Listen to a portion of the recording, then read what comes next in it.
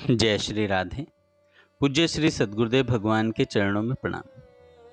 संत भगवान कहते हैं, जब तक अखंड भजन की स्थिति नहीं आती तब तक डरते रहो।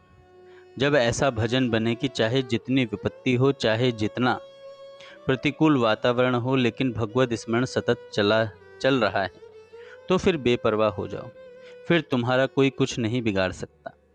कलयुग का प्रभाव उनके ऊपर है जो भगवान से विमुख हैं, लेकिन जो भगवत शरणागत जन हैं, जो भजन परायण हैं, वे सदैव सतयुग में ही वास करते हैं, क्योंकि सच चिंतन उनके हृदय को ऐसा कवच रूप से सुरक्षित रखता है कि कली का कुचक्र वहां प्रवेश नहीं कर पाता। महापुरुषों ने भगवत प्राप्ति का जो स्वरूप बताया है वह यह है कि जब आपकी संपूर्ण चित्तवृत्ति नाम में लीन हो जाए, इष्ट में लीन हो जाए, तथा इंद्रियां, मन, बुद्धि, चित्त और अहंकार ये सब भगवत नाम, भगवत चिंतन में ऐसे तन्मय हो जाएं कि शरीर और संसार की सुधि न रहे, तब वह भगवत प्राप्ति की योग्यता प्राप्त कर सकता है। 24 घंटे में अगर एक क्षण भी संसार का चिंतन होता है तो अभी हमारे हृदय में भगवत प्राप्ति की योग्यता नहीं आई है। चित्त का ऐसा अभ्यास होना चाहिए कि हमको एक क्षण के लिए भी शरीर और संसार का स्मरण न आवे। बस यही साधना की पूर्णता है। अनन्य भाव से सदैव अपने इष्ट का ऐसा चिंतन हो, अर्थात आपके मन का ऐसा अभ्यास हो जाए कि एक क्षण के लिए भी आपका चित्त शरीर और संसार का स्मरण न करे। अगर ऐसी स्थिति आ गई तो प्राण प्रियतम प्रभु की प्राप्ति सुनिश्चित है। इस शरीर को उचित आहार, उचित जल, उचित विश्राम दे दो और रात दिन सच्चिदानंद प्रभु के चिंतन में लगे रहो। यही एकमात्र प्रभु से मिलने का उपाय है, दूसरा कोई उपाय नहीं। यदि आपके हृदय में विकार जागृत हो रहा है, आपका हृदय विकारों से विकल हो रहा है, तो आप उस समय तटस्थ भूमिका रखिए कि मेरे में विकार नहीं है।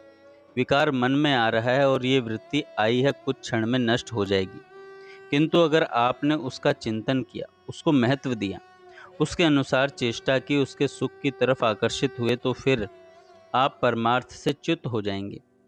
फिर उन्हीं का चिंतन चलता रहेगा और नवीन नवीन भोगों के संकल्प बनते रहेंगे। जब आप भगवत प्राप्ति के मार्ग पर आगे बढ़ेंगे तो विकार आपको आकर्षित करेंगे, लेकिन इस दृढ़ता के साथ आगे बढ़ते रहना कि मैं जलन को सहना पसंद करूंगा, लेकिन परमार्थ से भ्रष्ट होना नहीं, तो कोई भी विकार आपको परास्त नहीं कर पाएगा। विषय भोगों के लोभ से अपने को हटा लो। यदि लोभ करना है तो प्रभु के नाम को जपने का लोभ करो।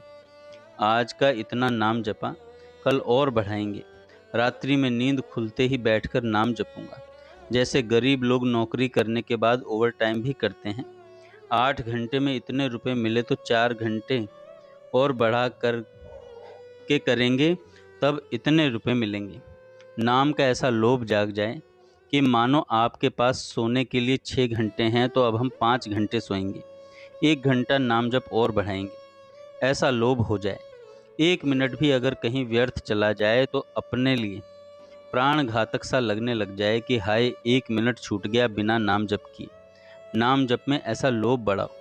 इसी तरह अगर कामना करो तो प्रभु के दर्शनों की, कैसे सुंदर हैं हमारे प्रभु, एक बार तो इनकी झांकी देखने को मिले। अगर कामना करनी है तो इस बात की कामना करो कि हे लाडली जू, मेरा यह मन, मेरी बुद्धि, मेरा चित्त, मेरा अहंकार, ये सब के सब जागतिक संबंध और भोगों में लगे हुए हैं। हे चंचल चित्त आकर्षणी प्रियाजू, आप हमारे चित्त का आकर्षण कर लें। हमारी समस्त ज्ञानेंद्रियां, कर्मेंद्रियां केवल आपके संबंध से ही बर्ताव करें। भगवत प्राप्ति भगवान की कृपा से ही होती है। अहंकार का नाश करने के लिए साधन भजन अवश्य करना होता है। देखो, इतना समझ लो, भगवत प्राप्ति करना आपके ऊपर है। आपकी विकलता ही आपको भगवान की प्राप्ति कराएगी। यदि आप साधन में प्रमाद करेंगे तो फिर बात नहीं बनेगी। जय श्री राधे।